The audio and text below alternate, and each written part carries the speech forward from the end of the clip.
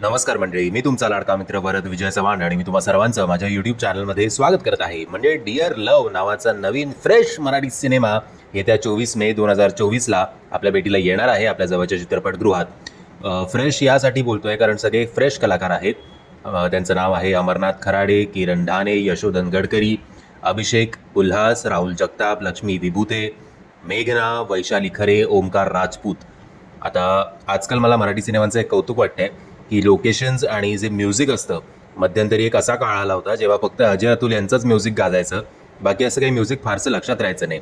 पण आता जरा काळ पुन्हा एकदा ट्रॅकवर येतोय असं म्हणायला काही हरकत नाही, कारण BGM असेल किंवा म्युझिक असेल याच्यावर जरा जास्त काम करण्यात येत आहे, जरा लक्ष देण्यात येत आहे.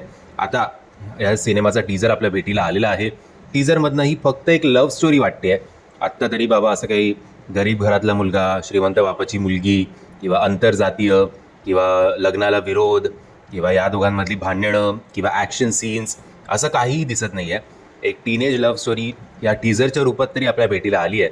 कदाचित ट्रेलरमध्ये आपल्याला कळेल की अजून काही पुढे आपल्या मांडून ठेवलं आहे ते.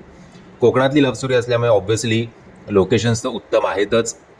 मी तुम्हाला आत्ता एक स्क्रीनशॉट्सवर सुद्धा दाखवतो आणि तुम्हाला विनंती करीन, टीजरची लिंक तुम्हाला खाली डिस्क्रिप्शन बॉक्समध्ये देतोय.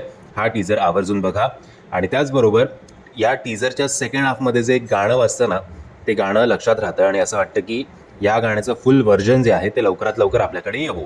कारण आत्ता आज आहे 7 तारीख, सिनेमा रिलीज होतं 24 तारखेला. सो काही फारसे असे दिवस नाही आहेत. एनिवेज बघूया की हा सिनेमा कशी चांगली कामगिरी करतोय. ॲटलिस्ट कसं आहे की कोकणातली लव्ह स्टोरी आहे बाबा, मग कोकणात तरी चालू दे.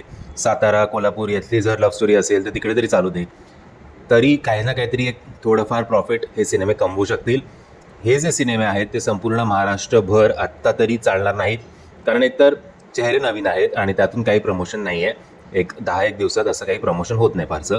एनिवेज आपली कामगिरी आहे, जो कुठला मराठी सिनेमा येतो त्याला जास्तीत जास्त सपोर्ट करणं आणि त्यांना तुमच्यापर्यंत पोचवणं माफ करा. जरी आपली छोटीशी यूट्यूबची फॅमिली असली तरीसुद्धा तुम्हालासुद्धा ही विनंती आहे की असे जे सिनेमे आहेत जे स्वतःच्या पायावर उभं राहायला बघतायत त्यांना जास्तीत जास्त ॲटलिस्ट आपण व्हिडिओ तरी शेअर करूया आणि मग लोकांना ठरवू दे की हा सिनेमा बघायचा की नाही ते. म्हणजे मी आशा करतो तुम्हाला हा व्हिडिओ आवडला असेल. जर तुम्हाला हा व्हिडिओ आवडला असेल तर प्लीज या व्हिडिओला लाईक, शेअर आणि चॅनलला सबस्क्राईब करायला विसरू नका. जय हिंद, जय महाराष्ट्र.